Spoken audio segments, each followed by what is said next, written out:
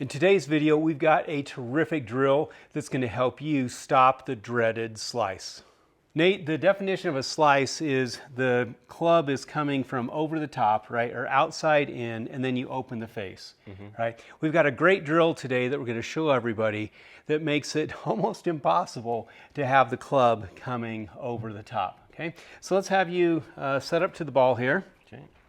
All right, now the first move in the golf swing is where so many of us can mess things up. Let's just do the first move, the takeaway. All right, so what have your arms done? Nothing. Exactly, the arms do nothing. So what's happened right here, left side of the oblique, right, left side of the torso with the left oblique has turned the shoulders. The arms are super passive. There's nothing that they've done. Okay. This is the antithesis of right from the beginning, ripping your arms to the, rotating your arms to the right and ripping the club to the inside, okay? So the arms are super passive on this first move. It's just the shoulder turn. Now, here's the visual. We're going to create a box with the club motion. And the box is up, across, down, and across. If you do that motion, up, across, down, across, you're going to shallow the club, and it's always going to come from the inside, okay? So let's do that in slow motion. All right, so we've got the takeaway with the oblique. Now, lift, up, across, down, and across.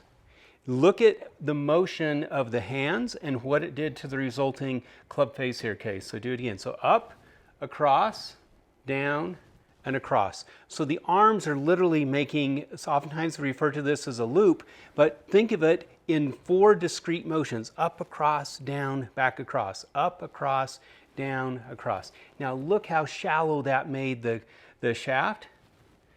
All right, and let's notice where the hands are at this point in the swing. They're back more towards the right shoulder or the trail shoulder. They're not way out here in front. And the shaft is reasonably shallow so that it's pointing to the outside of the ball. Now, Nate, let's have you do it the opposite direction. Let's have you go across, up, across, down. Okay, look where the hands are and look at the shaft position. Let's do that again. This is where so many of you probably find yourselves when you video your swing. This shaft is way too steep. It's inside the ball, and you see where the hands are relative to the body. They're way more farther front. Now, if you just try to turn from there, you're going to miss the ball. So what do people do? They stand up, they extend, and then they have to release their arms at it, and their body stops rotating. And you get the chicken wing, right? And that's the high weak fade, because you've made the direction of the club motion go counterclockwise as opposed to clockwise, okay? So we've got a device here. We're going to hit a few shots.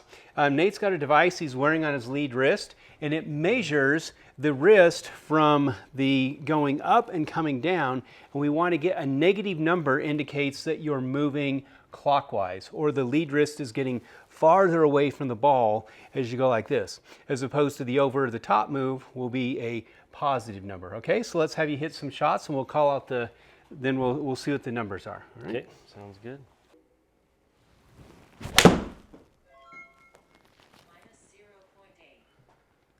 So there we've got a nice little draw pattern. The club path was inside out about 6.5 degrees. The face was shut relative to the path a couple of degrees, and it was about an inch between in the transition where the lead wrist was getting farther away from the ball. That's a terrific, those are all the terrific dynamics to set up a baby draw like what we see on that ball flight.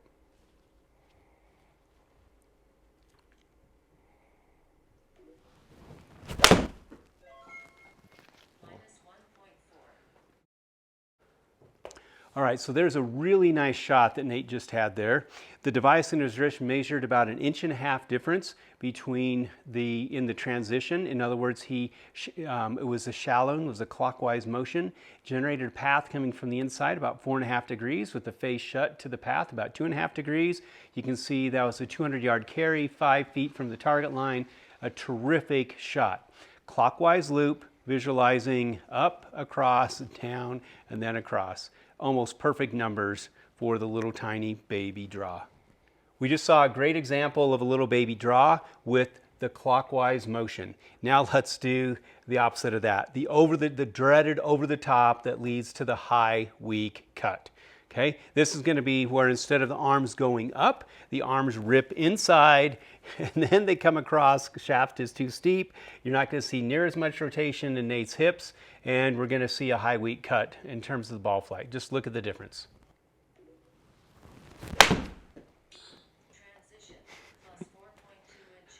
All right, that was a negative path with an open face. It was about 4 inches in terms of the wrist, and you can see that the hip motion wasn't anywhere near what it was on the good shot, right? He just blocked the hips. He had to save it with the hands. Didn't go near as far as the other shot. I mean, way worse ball flight. Yeah.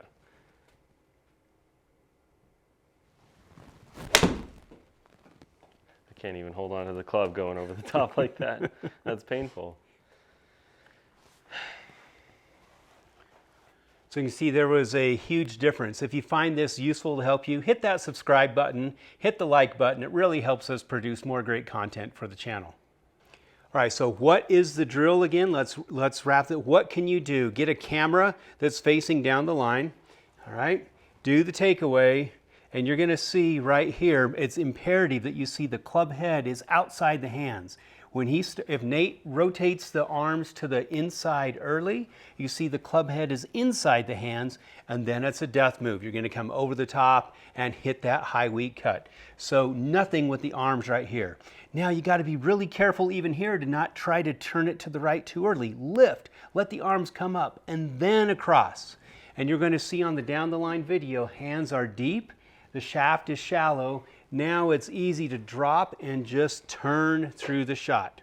From your down the line video, as you do this drill, look in a mirror or look in the camera, clockwise motion, clockwise motion. And don't be afraid to exaggerate it. Doing something to a much larger degree than what you do in an actual shot will help your brain understand what it feels like. And I can guarantee you when you get on the course, you will want to have exaggerated it so you can actually bring what's going to be a more mainstream type of motion onto the course. To get rid of that wicked, over-the-top, high, weak fade, you've got to understand how to exaggerate and train your body to move the other direction. We've got more great content on our subscription website. Go to the link in the description below or click on the cards on the screen, and it'll give you 7 days free access to some of our premium videos.